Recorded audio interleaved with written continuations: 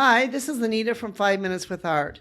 Perhaps there's no other part of history or art history changed the world as much as the Renaissance did. In fact, when most people think about great art, they think about the Renaissance, they think about the artist as, Leonardo da Vinci, Michelangelo, Raphael, and others that were during this period of time. But there's a couple things about the Renaissance which really changed art. One of them was humanism. We've talked about humanism before. But humanism was the philosophical foundation of the Renaissance. It emphasized the value of the human being, individual experience, and the pursuit of knowledge. And this might seem kind of strange to us today in our modern world where, of course we believe in that today. But during this period of time, this was a new way of thinking. This really was a change and a shift in the world. So artists began to focus on the beauty of the human form and on statues and the tangible world itself. And this was definitely a change in art itself. Some of the defining characteristics of the Renaissance then became things as realism and naturalism, that artists sought to depict subjects as they appeared in real life. They were paying meticulous detail to the attention to detail, the study of light, of shadows, of anatomy. Leonardo da Vinci's Mona Lisa is an exemplary piece that showcases the Renaissance commitment to realism through the lifelike rendering of a subject's, the expression and the the different tones that you can see on the painting itself. And that's one of the reasons why, when you look at the Mona Lisa, it's not that she's particularly pretty or beautiful, but it's that whole painting itself of her and how her expression and her smile that makes it such a great painting.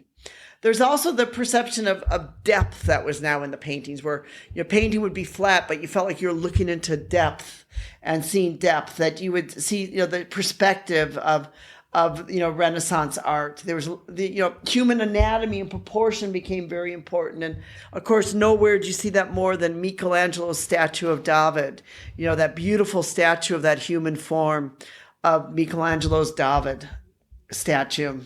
Light and shadow played a role that were, of course, one of the great ones is the Last Supper, where you see Christ right there in the center with the window right behind him. He's right in the center of the room and 6 apostles on either side of him. You really see that as a great example of using light and shadows and light to be able to tell the story, and how the edges would be softened in, the softening of the edges was another technique that was used. Also, fresco painting became very popular. Michelangelo's The Sistine Chapel is a great example of that. So in the Renaissance produced some of the greatest artists have ever lived. Artists that we still talk about today. Artists such as Leonardo da Vinci, Michelangelo, Raphael, and Titan. These are all the great artists of this Renaissance period. And still today, which is so interesting, I've said this many times before, but the Leonardo da Vinci's painting of the Mona Lisa is the most viewed painting of the world.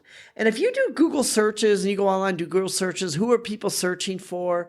Usually the top artists are Leonardo da Vinci's up there and Vincent van Gogh are usually 2 of the top artists that you see when you look at things like, Google Trends or where are people around the world searching or what are they looking for.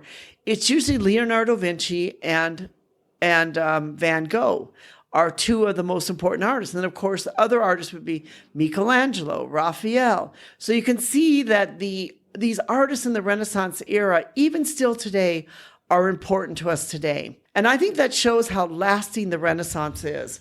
If you'd like to have a quick beginner's guide or to understand quickly a little bit more about the Renaissance, or you need to understand a bit more about the Renaissance, we have written a blog post for our Anita Louise Art website called Understanding Renaissance Art Movement, A Beginner's Guide. And in there you can find some of the information about the beginner's guide for the Renaissance, so you can understand a little bit of background about the Renaissance art movement itself. It's an era which lasted from the 14th to the 17th century. It was one of the most important eras of art that ever was.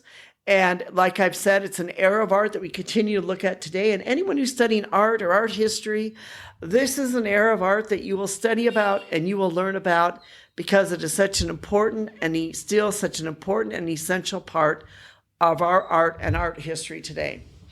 This is Anita from 5 Minutes with Art. Thank you so much for listening. We sure do appreciate you, our listeners, and thank you for being part of our community. Subscribe. It does make a difference. Give us a thumbs up, and we'd love to hear from you. Thank you.